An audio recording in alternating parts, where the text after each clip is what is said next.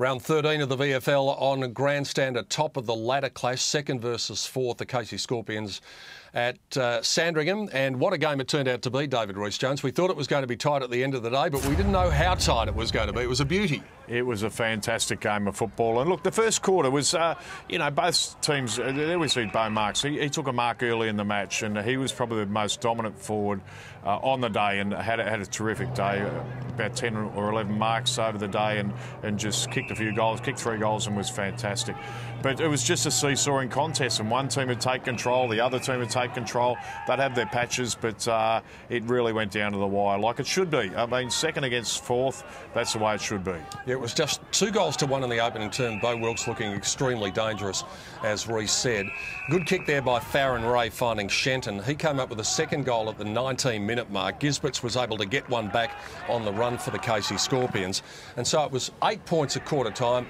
Let's be honest, it hadn't reached any great heights at quarter time, but after that it turned into a tough, physical, fierce contest in difficult conditions.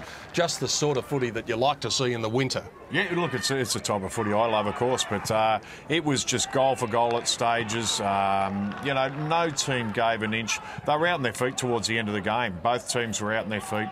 They'd really worked very hard. Dean Polo, this was when he made up for an ill-disciplined goal that he gave at the other end. Well, he repaid his team there. We see Pettard getting out on his own. He coming back from injury and had a pretty good game himself. Kicked a couple of goals, very important goals in that quarter too. Yep, he kicked a couple, and that gave the Scorpions an 8-point lead. It was 5-3 in that second term. What about the athleticism of Stephen Martin there in the first minute of the third quarter? Yeah, just fantastic to be able to turn Bo Dowler inside out and out-sprint him. And great for a big man to be able to do that. There's a terrific passage of play where Clay, the young bloke Clay, and he's able to get his body in between the ball and his opponent and shepherd that goal through. And then in the last quarter, we came up with a couple of brilliant goals for the Casey Scorpions. This one from Tim Smith. Now, in an unlikely spot, with the breeze going to that end, and that never looked like missing, and that gave them the lead again. Bo Wilkes had it down the other end. He got the difference back to 1 point, and then, of course, it rested on the shoulders of a guy, as Wilkes takes the mark there, rested on the shoulders of a guy in Couch, who'd hardly seen the footy all day, but he was the hero. This kick, I mean, we'd all thought missed, but apparently gone through the goals before the wind got hold of it, and a lucky one to sneak in there. But that was just a lazy tackle there. Cocky was the man. It was really good for them for most of the day. Yeah, look, he had a good day, but you just got to concentrate right to the end. And Couch, who didn't have a good day, was able to put through the winning goal. Fantastic effort. Farron Ray, with the siren sounding, had this kick. Had it have been a goal, they win.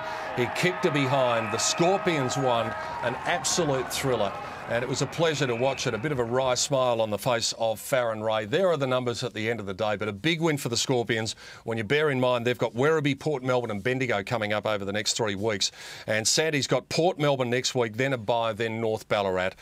A great game of footy. Final scores, the Scorpions 11-15-81. The Zebras 10-17-77. You saw it all right here on grandstand.